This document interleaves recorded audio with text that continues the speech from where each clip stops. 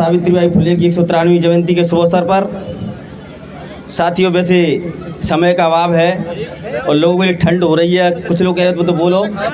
अब बात अपनी जो विषय है उस पर थोड़ी बात तो मैं रखूँगा, जो मतलब वो क्लियर नहीं हो जाती, पर फिर भी मैं कागर में सागर बनने की कोशिश करूँगा। सम्मानित साथियों, बहुजन समाज में पैदा हुए समस्त महापुरुष, वीर एवं वीरांगना सभी के चरणों में श्रद्धा के स्मरण अर्पित करते हुए एवं दूर दराज से पधारे हुए पिता तुल्य बुजुर्ग हम उम्र साथियों, माताओं बहनों, नन्हाल मासूम बच्चों, साथियों, अभी आपने तमाम साथियों के ख्यालात माता सावित्रीबाई फुले की जयंती के अवसर पर आपने सुने। साथियों, अपनी बात शुरू करने से पहले विश्ववंदनीय तथागत गौतम बुद्ध के चरणों में श्रद्धा के स्मरण अर्पित करते हुए एवं श्रद्धेय मंच सभी के लिए सम्मानित मंच एवं सादर वंदन अभिनंदन। साथियों, सबसे पहले मैं सभी साथियों के लिए 1 जनवरी की शुभकामना देना चाहूँगा। साथियों, 1 जनवरी का शुभकामना देने का मतलब मेरा ये नहीं कि नव वर्ष की हार्दिक बधाई दे रहा हूँ। 1 जनवरी का जो मेरा मकसद है वो शौर्य दिवस मनाया जाता है भीमा कोरेगांव में। इसका आपको इतिहास मालूम नहीं है, कुछ समय में उस पर प्रकाश डालने की कोशिश करता हूँ। साथियों, आज से माता सावित्रीबाई फुले का जो जन्म हुआ 1831 में, मैं आपको उस समय में लेकर के ले जाना चाहता हूं। साथियों, उस समय के हालात क्या थे ये हमको जानना जरूरी है, तब हम समय के हालातों को जानेंगे, तभी उस समय की सारी बातें हमारी समझ में आएंगी। साथियों, उस समय में साथियों SC ST OBC और माइनॉरिटी नहीं हुआ करते थे। उस समय हुआ करते थे ब्राह्मण, क्षत्रिय, वैश्य और शूद्र। राष्ट्रपिता ज्योतिराव फुले का जो सूत्रधार आंदोलन था वो उसका सूत्र था सेठ जी एंड भट्ट जी बनाम शूद्र अतिशूद्र। लड़ाई किनकी थी?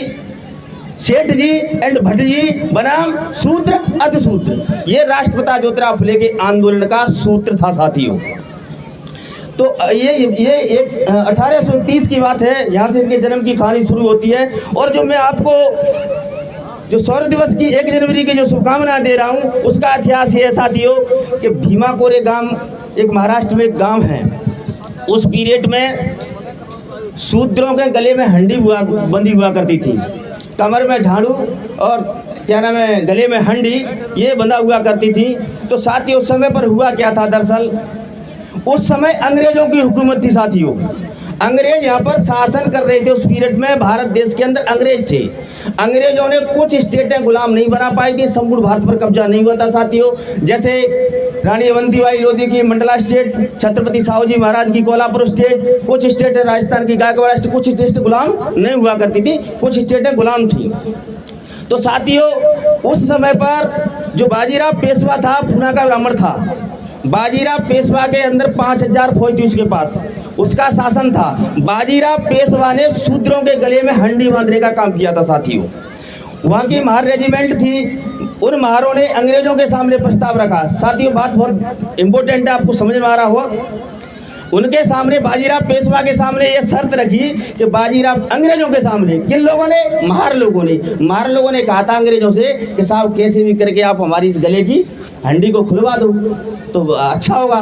तो उन्होंने कहा कि साहब मैं उनसे बातें करता हूँ। अंग्रेजों के द्वारा बाजीराव पेशवा से बात हुई तो बाजीराव पेशवा ने स्पष्ट खुले शब्दों में कह दिया था कि मैं हर बात से समझौता करने के लिए तैयार हूँ, लेकिन गले की हंडी और मटकी खोलने में मेरी सहमति बिल्कुल नहीं है। तब अंग्रेजों ने कहा कि आप महार लोगों से कि आपको सोचना पड़ेगा, तय आपको करना है कि गले की हंडी खुलवानी है या नहीं। अगर आप गले की हंडी खुलवाना चाहते हो तो आप हमारा साथ दो, नहीं खुलवाना चाहते हो तो आप ब्राह्मणों का साथ दो।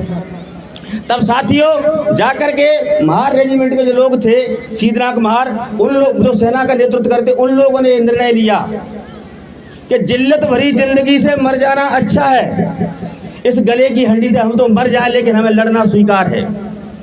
साथी अंग्रेजों के साथ में लेकर के और बाजीराव पेशवा से युद्ध करने के लिए वो तैयार हो गए, ठान ली उन्होंने।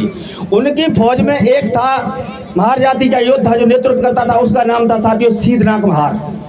सीधनाक महार का जो पूना के बाजीराव पेशवा की फौज थी 5000, जब उनको ये पता लगा कि सीधनाक महाराज सेना का नेतृत्व कर रहा है, तो साथियों रात्रि में 3250 सैनिक उसके भाग गए थे नाम सुन करके। अब आप सोचिएगा वो कितना ताकतवर व्यक्ति होगा सीधनाक महार। अरे 5000 थे, उसमें से 3200 सैनिक भाग गए थे सीधनाक महार का नाम सुनने के बाद में। साथियों इनका युद्ध हुआ 1 जनवरी 1818 को। सुबह से शाम तक कड़ाके की सर्दी थी। आपको मालूम है कि 1 जनवरी में भयंकर मध्यम क्लास की सर्दी होती है। भीमा कोरे गांव है, आज भी जाओगे तो शौर्य दिवस के रूप में बाबा साहब विश्व की धरती पर कहीं भी होते थे, लेकिन 1 तारीख को मत्था टेकने के लिए भीमा कोरे गांव पहुंचते थे। आज भी भीमा कोरे गांव में आप उस स्तंभ को देखना चाहते हो, विजय स्तंभ को, तो जब वहां पर जाओगे तो आपको 1-2 लाख व्यक्ति से कम नहीं मिलेगा 1 जनवरी को। भारत का प्रत्येक जागरूक बुद्धिमान व्यक्ति 1 जनवरी को भीमा कोरे गांव पहुंचता है, उसको अपना तीर्थ स्थल मानता है। साथियों कड़ाके की ठंड में युद्ध हुआ। 28,000 बाजीराव पेशवा की सेना, 500 महासूरवीर योद्धा महार जाति के लोग, उसमें कुछ मुसलमान भी थे, लेकिन ये केवल कितने थे 500 लड़ने के लिए कितनी फौज से तैयार हो गए 28,000 पेशवा से ठान ली। और ठानने का विषय उनका ये गंभीर था, गले की हड्डी, कमर का झाड़ू, जिल्लत भरी जिंदगी। तो उन्होंने ये संकल्प लिया कि इसे तो मर जाना बेटर है, लेकिन हम युद्ध करने के लिए तैयार हैं। साथियों मैदान में उतर गए, सुबह से शाम तक युद्ध चला। युद्ध चलने के बाद शाम को 500 सूरवीरों ने 28,000 पेशवाओं को गाजर मूली की तरह काट डाला। उन 500 सूरवीर योद्धा की स्मृति में विजय स्तंभ नागपुर में भीमा कोरे गांव में मनाया जाता है। साथियों मैं उस समय की उसके दिन की आपको लिए बधाई दे रहा हूं। 1 जनवरी शौर्य दिवस के रूप में पूरे भारतवर्ष में मनाया जाता है। साथियों मैं एक बात और बता देना चाहता हूं आपको, हार जीत बाद में होती है। हार जीत, मेरी बात को समझ लेना, हार जीत बाद में होती है, पहले लड़ाई होती है। और लड़ाई होने से पहले रणनीति बनानी पड़ती है, और रणनीति बनाने से पहले दोस्त और दुश्मन की पहचान करनी होती है। और दोस्त दुश्मन की पहचान करने के बाद जीत का भाव मन में लेकर के रणभूमि में उतरना पड़ता है, तभी साथियों विजय प्राप्त होती है। साथियों अब मैं उसी समय में फिर ले चल रहा हूँ आपको। राष्ट्रपिता ज्योतिराव फुले का जिस हालात में जन्म हुआ था, उससे पहले हमारे समाज के अंदर तमाम महापुरुष हुए थे। अब उससे पहले संतों का आंदोलन चलता था। साथियों मैं आपको बता देना चाहता हूँ कि राष्ट्रपिता ज्योतिराव फुले अंग्रेजों को क्या कह रहे हैं। राष्ट्रपिता ज्योतिराव फुले अंग्रेजों को कह रहे हैं कि अंग्रेज देश के अंदर आया तो हमारा माई बाप बन करके आया। ब्राह्मण के धर्मग्रंथ, ब्राह्मण का इतिहास कह रहा है कि अंग्रेज तुम्हारा दुश्मन है।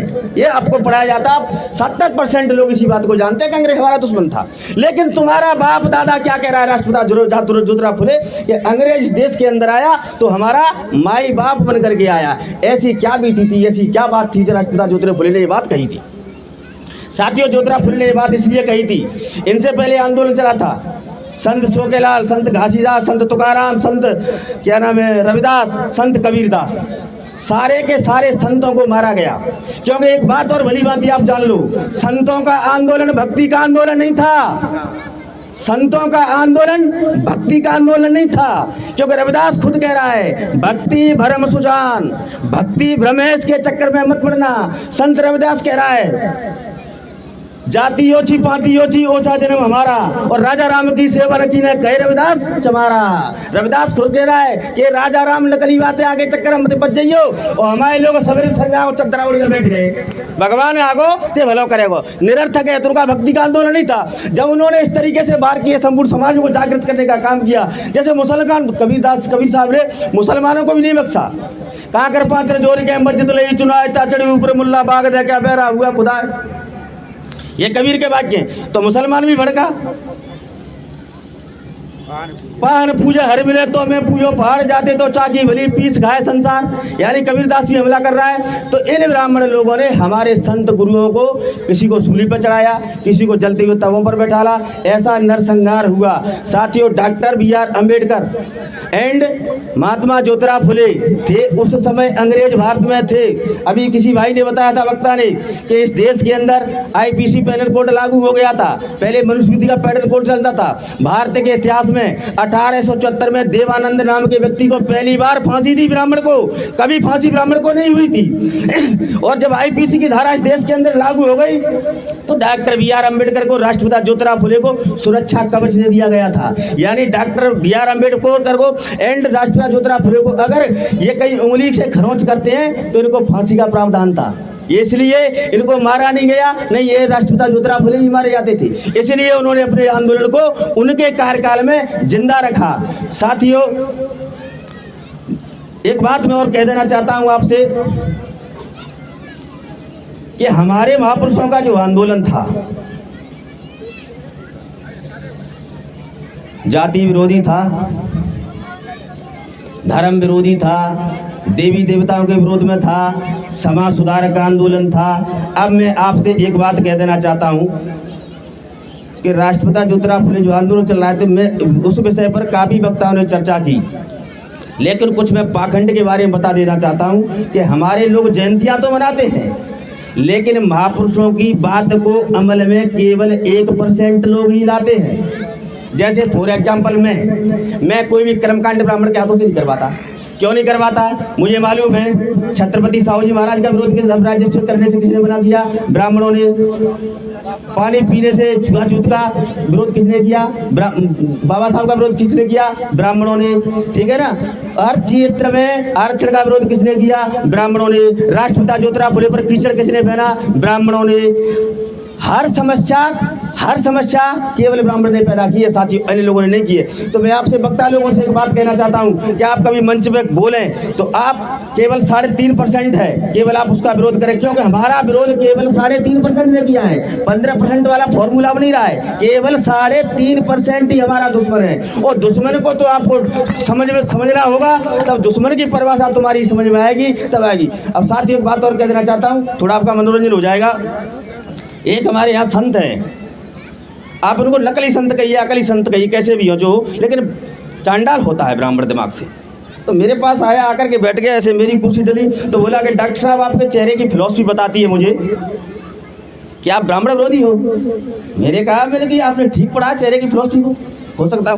तो उन्होंने कहा कि महाशय मैं ये जानना चाहूँगा आपसे, आप हमारा विरोध क्यों करती हो? तो मैंने कहा मेरी बुरा तो नहीं लगेगा आपको? कि नहीं लगेगा, मुझे हमें बुरा काहे को लगेगा? तो मैंने सुन लीजिए आप, पहले तो मुझे इस तिलक को देख करके नफरत है। तो बोले कि क्यों? मैंने मुझसे समझ लो आप, गाय के बछड़े को ले लो, सुअर के बच्चे को ले लो, कुतिया के पिल्ले को ले लो, इंची टैप ले लो, चारों तरफ से नाप के देख लो, बीच में तुम्हें सफेद टीको मिलेगा। किसने लगाया उसको? तुमने लगाया? नहीं लगाया। किसने लगाया? कुदरत ने लगाया। विश्व की धरती पर एक इंसान ला करके दे दो मुझे, किसने टीका लगाया? मैं मान लूँ सर्वमान्य, यानी कुदरत कुतिया के पिल्ले को टीका लगाना नहीं भूली, लेकिन तुझे भूल गई, तो मुझे इससे नफरत है। दूसरी बात मैंने कही, आप जिस अवस्था में मेरे पास बैठी हो, औरत और पुरुष का समानता का अधिकार है। आप नंगे फूंगे अर्धावस्था में मेरे पास बैठे हो, तुम्हारे तन पर कपड़े नहीं है। इस अवस्था में ला करके मैंने कहा कि अगर आपकी बीवी को बैठा दिया जाए तो आपको कैसा लगेगा? आग बबूले हो गए समझी, तुरंत ही वो वाले में आ गए। ये क्या कह रहे हो? मैं ठीक कह रहा हूँ, मैंने पहले ही बोल दिया था, बुरा तो नहीं मानूंगा। वो दिन रहा भाई साहब का चुनाव, बहुत तब दुकान वापसी हुई 3.5 साल में, तब तक वापसी नहीं हुई, आएगी पर बात ठिकाने पर आ गई। तो साथियों मैं माता बहनों से कहना चाहूँगा, विशेषकर ये कर्मकांड है, देवी देवता है, तीज त्यौहार है, इनको आप न माने, अपने माता पिता की सेवा करें, बच्चों को पढ़ाने पर विशेष ध्यान दें। और महापुरुषों की इसी आप इस बात को अगर आगे लंबी कड़ी में खींचा जाए तो लंबा समय लगेगा। आपकी याद हो तो और आगे बढ़ाऊं, नहीं तो समापन यहाँ अपनी बात को विराम कर दूं। और चलने दो, और चलने दो, 2 मिनट 5 मिनट।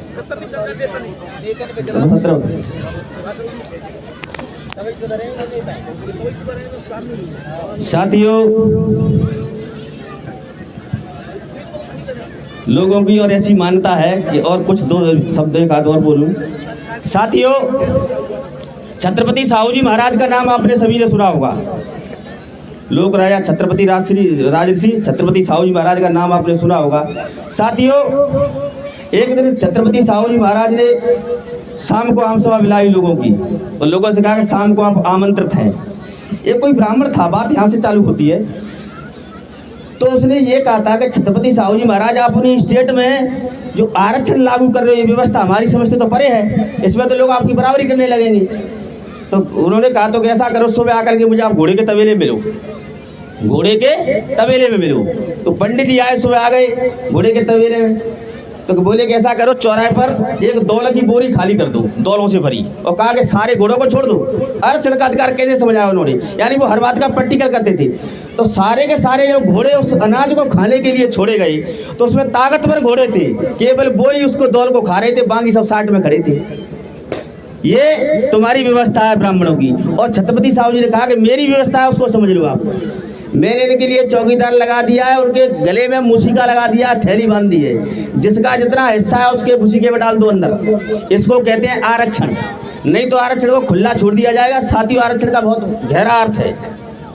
ठीक इसी तरह से छत्रपति साहू जी महाराज ने एक दिन आम सभा में लोगों ने कहा कि जितने भी बैलगाड़ियां हैं उनको लेकर के आप दरबार में आ जाओ। दरबार में सारे लोग आ गए, सेनापति लोग आ गए, बैलगाड़ी लेकर। बैलगाड़ी थी उस जमाने में। तो कहा कि ऐसा करो, शाम को उन्होंने हुक्म जारी किया कि इस दुनिया के हमारे जो स्टेट है उसके अंदर जो रास्ते मिलते हैं, उन रास्तों में आपको जहाँ भी लिपे पुते पत्थर मिले उनको गाड़ियों में भर लो आप। बड़े अचमंज में चक्कर में पड़ गई प्रजा। लोग राय से छत्रपति साहू जी महाराज की तो मती मारी गई है, ये क्या करने जा रहे हैं, बस एक मिनट, ये क्या करने जा रहे हैं। तो फिर क्या करो, बैलगाड़ी चली तो ऐसे जो रखे लिपे पुते पत्थर तमाम रखे थे। तो उन्होंने एक ने जद्दोजहद किया, डर लग रहा था। दूसरे ने कहा पता नहीं क्या मेरा अनर्थ हो जाएगा। तो जब एक ने पत्थर उठाया, लिपो पोतो सिंदूर को, तो बाने गाड़ी में तो दूसरे ऑटोमेटिक ताकत आ गई। तो वो क्या है, अन्य लोगों ने भी गाड़ियों को भरना चालू कर दिया। ऐसा करो, खाड़ी में जाकर के वो सबको खाली कर दो। और छत्रपति साहू जी महाराज ने उन लिपे पुते पत्थरों को खाड़ी में फेंकवा दिया। फेंकने के बाद बोले कि साहब हम आपको समझ नहीं पाए, इसका मतलब क्या है। उन्होंने कहा कि इसका मतलब ये है कि चौकीदार लगे हैं ना, मैं फसल की तैयारी करता हूँ, ये सारे पकड़े नहीं दे रहे मेरी फसल की। तो साथियों, ये हमारा मूवमेंट है। जब तक तुम दोनों बातों में चलोगे